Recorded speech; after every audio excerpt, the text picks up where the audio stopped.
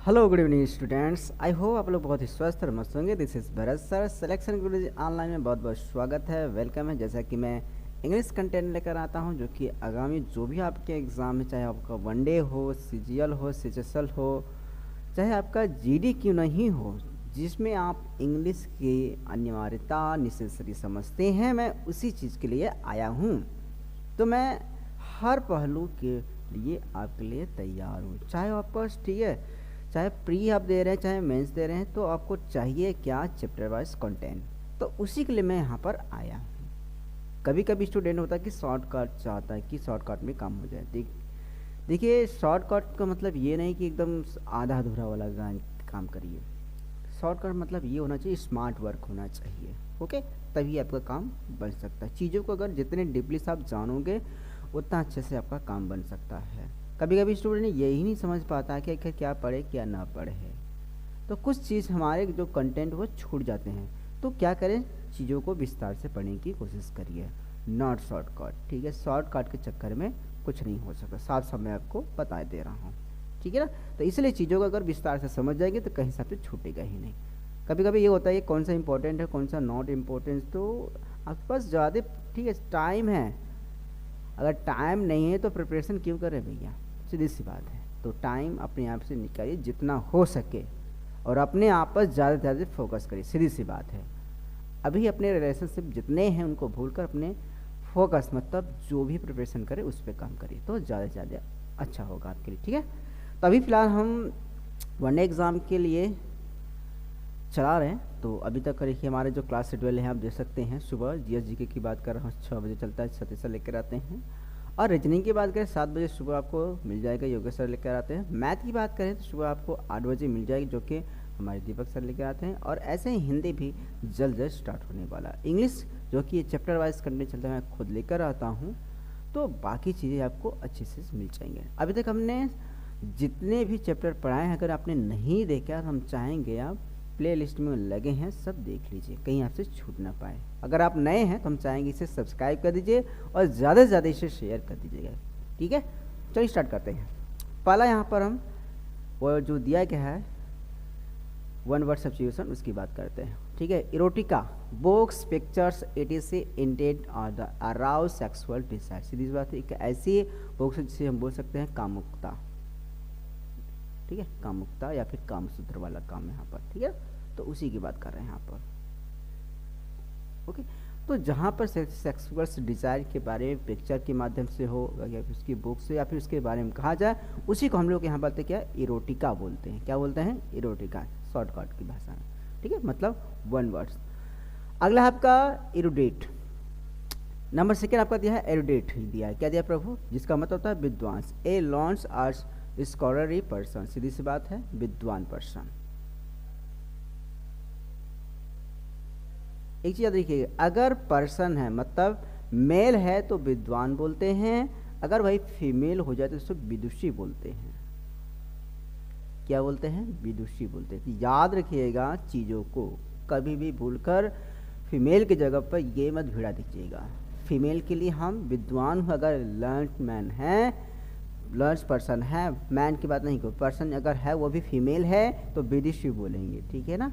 अगर वही पर्सन मतलब मेल की बात करें तो हम विद्वान लिखेंगे। ठीक है, तो सीधी सी बात है, एरुडिटी मतलब क्या होता है यहाँ पर, पर्सन की बात कर रहा है, मतलब मेल की बात कर रहे हैं। यहाँ पर विद्वान होता है, जिसका मतलब क्या होता है, विद्वान। ओके, नंबर थर्ड आपका दिया है स्पिनोनिज, स्पिनोनिज प्रैक्टिस आज स्पाइसिंग। सीधी सी बात है, जासूसी की करना। ठीक है, जासूसी, इसका हम बोलेंगे क्या, जासूसी।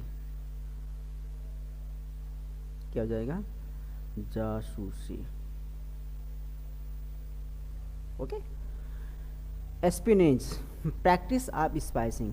सीधी सी बात है, ये स्पाइस वाला स्पाइंग है यहाँ पर। देखो स्पाई, स्पाई का मतलब होता है जासूस होता है। क्या होता है? जासूस। अगर जो वो प्रैक्टिस करे, उसके बारे में खोजबीन करे, तो उसी चीज़ को हम क्या बोलते हैं, जासूसी, अर्थात एस्पिनीज। ओके, नंबर 4 है आपका इंटरनल एग्जेक्टिव फॉर ईवर्स। ठीक है, एग्जेक्टिव फॉर ईवर्स अर्थात सीधी सी बात, इसका हिंदी अर्थ हो जाएगा आनंद। क्या हो जाएगा? आनंद।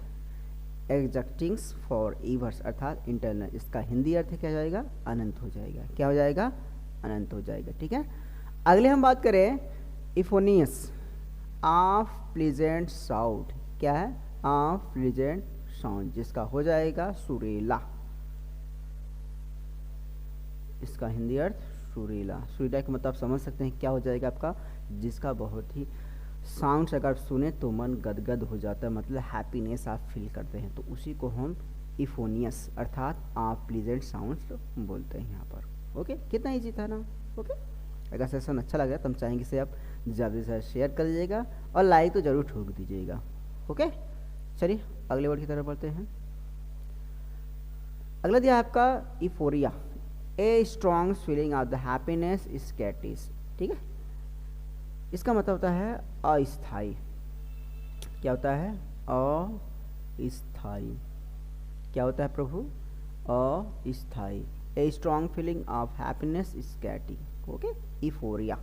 क्या है, इफोरिया। क्या है प्रभु, इफोरिया। सॉरी, इसका हिंदी अर्थ हो जाएगा अनंत खुशी। क्या हो जाएगा, अनंत खुशी, क्योंकि यहाँ पर हैप्पीनेस की बात करें ना, आप लोग भी नहीं बोल रहे हो। A strong feeling of happiness ecstasy अर्थात यूरोपिया। ठीक है, यूरोपिया का मतलब हो जाएगा अनंत खुशी। A strong feeling of happiness ecstasy, इसका मतलब हो जाएगा क्या, अनंत खुशी। क्या हो जाएगा, अनंत खुशी इसका मतलब। नंबर 7 की बात करें कि एवेंसेंट। क्या प्रभु, एवेंसेंट का मतलब होता है अस्थाई। ठीक है, इसका मतलब क्या होता है, अस्थाई।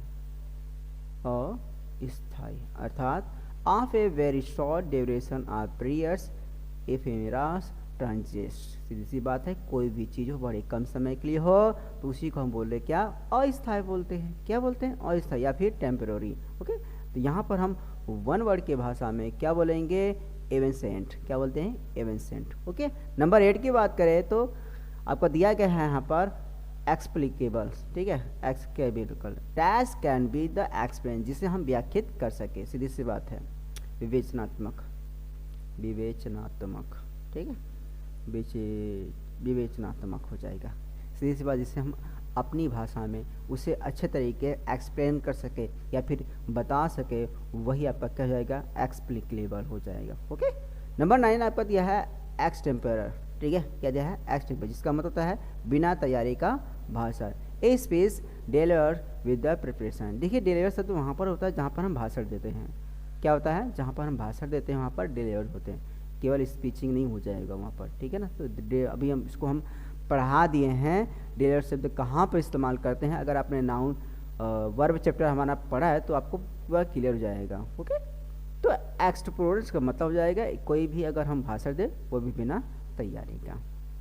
लास्ट आज का वर्ड है आपका दिया है एक्स्ट्रावेजेंटा। ठीक है, एक्स्ट्रावेजेंटा का मतलब होता है अतिशय नाटक, अतिशय नाटक। Okay, activities which takes place in every elaborate colorful and expensive ways। सीधी सी बात है, कोई चीज़ अगर हम बहुत ही अच्छे तरीके से करें, सीधी सी बात है, इसको हम रंगमंच भी बोल सकते हैं। ठीक है, हर जगह हर कोई जो भी कैरेक्टर अपने आप में कर रहा है बहुत ही अच्छे तरीके से जो भी करता है, तो उसी तरीकों को हम क्या बोलते हैं यहाँ पर, एक्स्ट्रावेजेंट। अर्थात सीधी बोलते हैं कि ज़्यादा ओवर्स, ठीक है, बोलते हैं कि ओवर कॉन्फिडेंस होकर काम मत करिए। ठीक है, मतलब कि ज़्यादा आप और अधिक मत बोलिए अपनी भाषा में। ठीक है, जितना बोला गया है उतना ही काम करिए। ठीक है ना, ओवर स्मार्ट बनने की कोशिश ना करें। तो यही पे चीज़ आपका हो जाता है आपका एक्स्ट्रावेजेंटा। ठीक है, जिसका मतलब हो जाएगा activities which takes a place in a very elaborate colourful and expensive way.